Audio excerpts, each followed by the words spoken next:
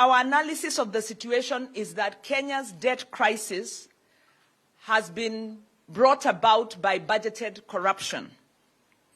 Similar to the situation in the 1990s, when financial mismanagement pushed us into a debt trap, as much of 10% of external borrowed money could not be traced, according to an IMF report of 2019. As much as 10% could not be traced on the official records of government.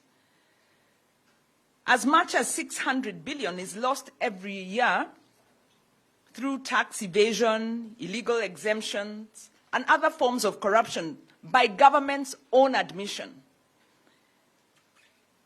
Since 2013, the Jubilee administration has embarked on an insatiable debt binge, ostensibly fueled by the need to finance national flagship projects. But many of these are marred by corruption, are cited by the Auditor General, are cited in parliamentary reports, are not productive, and are functionally, some of them are white elephant projects.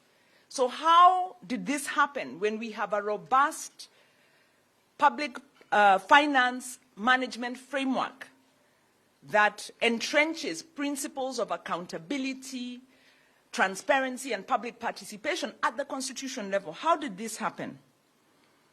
Our analysis tells us that the public debt system in Kenya is completely broken. The crisis can only be checked by a complete overhaul of the system. Our public debt system lacks the necessary checks and balances to ensure public resources are safe. It lacks the accountability safeguards to protect public interest in state investments.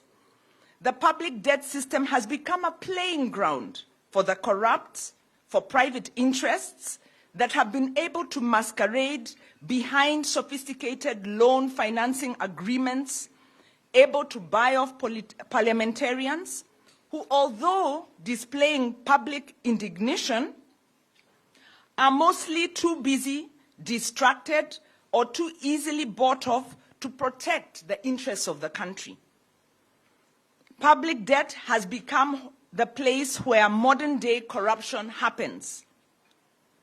And a few private individuals and their handlers are reaping big, while Kenyans bear the brunt of punishing debt repayments and the attendant exorbitant taxes.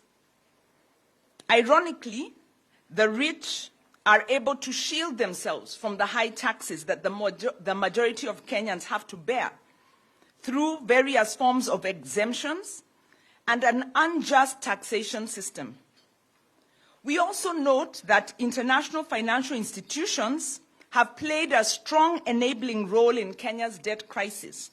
They have allowed government to massage figures to mask the true extent of the debt crisis.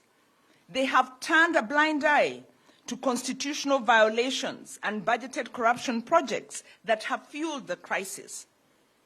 But the responsibility lies with Kenyans most of all, because it is our country, these are our leaders, these are our resources. And Article 3 of the Constitution reminds us that we all have a duty to protect and defend the Constitution. And under the Okoa Uchumi campaign, we commit ourselves to this. And we call upon all Kenyans here in the room and those listening online and those who we represent to join this effort to reject the culture of impunity.